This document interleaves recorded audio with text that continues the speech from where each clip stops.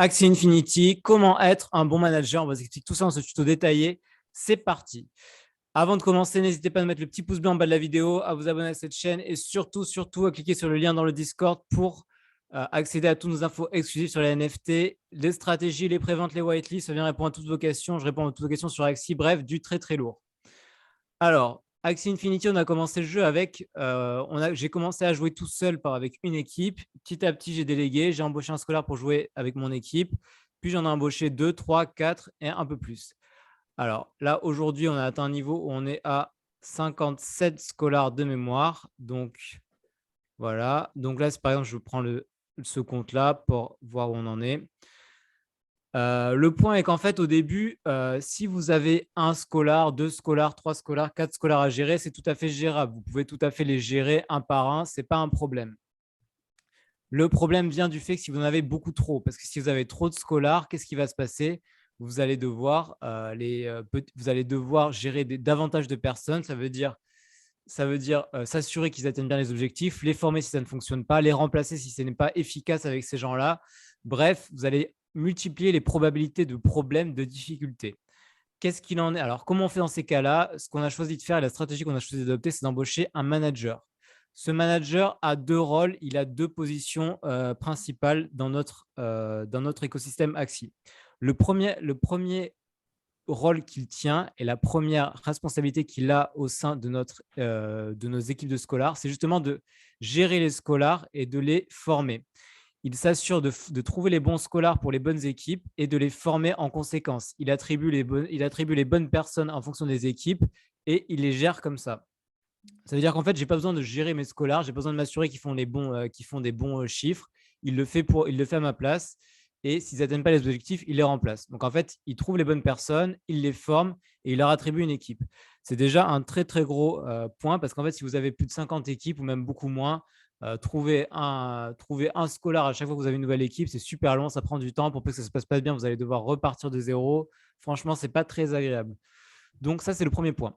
Le second point, c'est qu'en fait, si vous jouez avec Infinity et que vous voulez vous étendre, vous allez devoir obtenir de nouvelles équipes. Vous pouvez les obtenir de deux manières globalement. Soit en bridant, c'est-à-dire en faisant reproduire des axes que vous avez déjà, soit en achetant de nouvelles équipes. Ça veut dire qu'en fait, vous allez aller sur le marché et avec l'argent que vous avez gagné, donc les SLP, vous les transformez en Ether et vous achetez de nouvelles équipes. Dans les deux cas, ça nécessite de bonnes compétences techniques. Le jeu est très technique et très profond. Il y a différentes stratégies, différentes méthodes, différents types d'équipes qui conviennent à différents types de scholars. Bref, c'est assez profond. Alors, soit vous rentrez à fond dans le jeu, vous vous renseignez en permanence et vous voyez l'évolution du jeu, vous le faites vous-même. Mais ça demande à la fois un grand niveau de concentration, beaucoup de temps, beaucoup d'énergie et beaucoup de lecture. Franchement, j'avais ni l'envie, ni la motivation, ni le temps de faire ça. Soit vous embauchez quelqu'un qui devient un peu votre conseiller. Et c'est aussi le rôle de ce manager. Donc, notre manager, ce qu'il fait, c'est qu'en fait, dès qu'on a gagné de l'argent avec les équipes qu'on a déjà, on réinvestit tout pour acheter ou brider de nouvelles équipes. Et il nous donne toutes les stratégies possibles pour ça. C'est-à-dire qu'en fait, il va nous permettre de faire les meilleurs choix possibles en termes de bride ou en termes d'achat d'équipe. Alors maintenant, vous allez me dire quel est son intérêt à faire un bon travail, pourquoi il formerait bien les scholars, pourquoi il les ferait obtenir le maximum de SLP possible, pourquoi il ferait les meilleurs choix pour moi en me donnant les meilleurs choix possibles d'équipe, d'achat ou de breeding.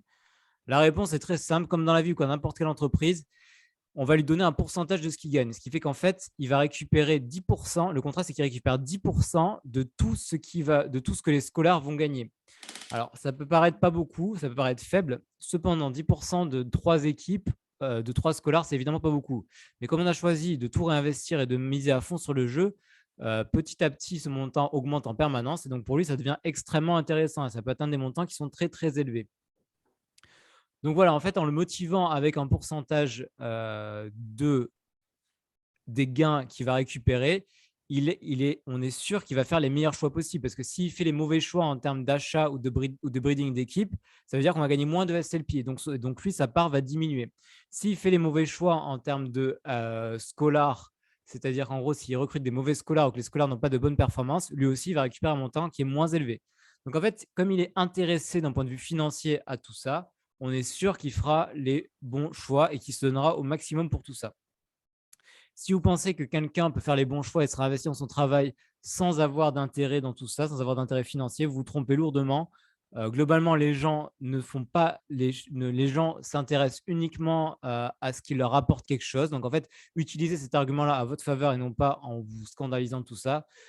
Et l'autre point, c'est qu'en fait, très honnêtement, la plupart des scholars sont aux Philippines, qui est un pays qui est globalement assez pauvre et donc en fait, ces gens-là ont pas le souci de, le sens du travail, les compétences, monter en compétences, tout ce qu'on peut avoir en Occident. Ils en sont à un niveau où en fait, ce qui les intéresse, c'est vraiment l'argent et l'argent pur parce que voilà, ils ont besoin d'argent pour vivre, pour, développer leur activité, pour nourrir leur famille. Donc en fait, si vous leur donnez ce qu'ils veulent, c'est-à-dire l'argent, bah, du coup, ils vont se donner à fond pour eux et au final, c'est un très bon deal parce que du coup, ça fait du manager que vous embauchez une sorte de partenaire. Il travaille avec vous, il ne travaille pas contre vous et donc ça me semble être la meilleure solution possible pour le moment.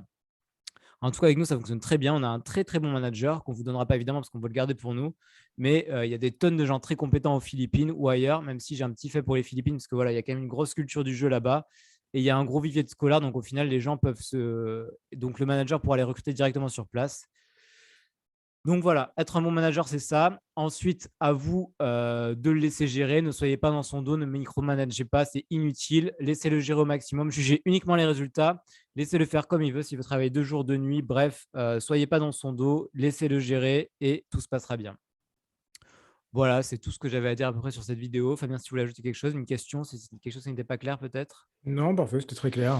Merci beaucoup pour cette superbe vidéo. Merci beaucoup Fabien. Alors voilà, c'était un point qui revient souvent. Comment gérer ses scolaires? Embaucher un manager, donnez-lui un pourcentage et gérez-le bien. Surtout, ne soyez pas en son dos. C'est quelque chose de très, très important. Il y a tellement, tellement de managers qui flinguent leur réputation comme ça. Bref, on vous a tout dit. N'hésitez pas à nous mettre le petit pouce en bas de la vidéo si cette vous a plu, à vous inscrire, à vous abonner à la chaîne et surtout à vous inscrire sur le Discord où on partage toutes nos infos exclusives sur Axie Infinity notamment et où on répond à toutes vos questions. On se retrouve très bientôt pour une prochaine vidéo. D'ici là, portez-vous bien, faites de l'argent et à la prochaine. Ciao, ciao. À la prochaine, ciao.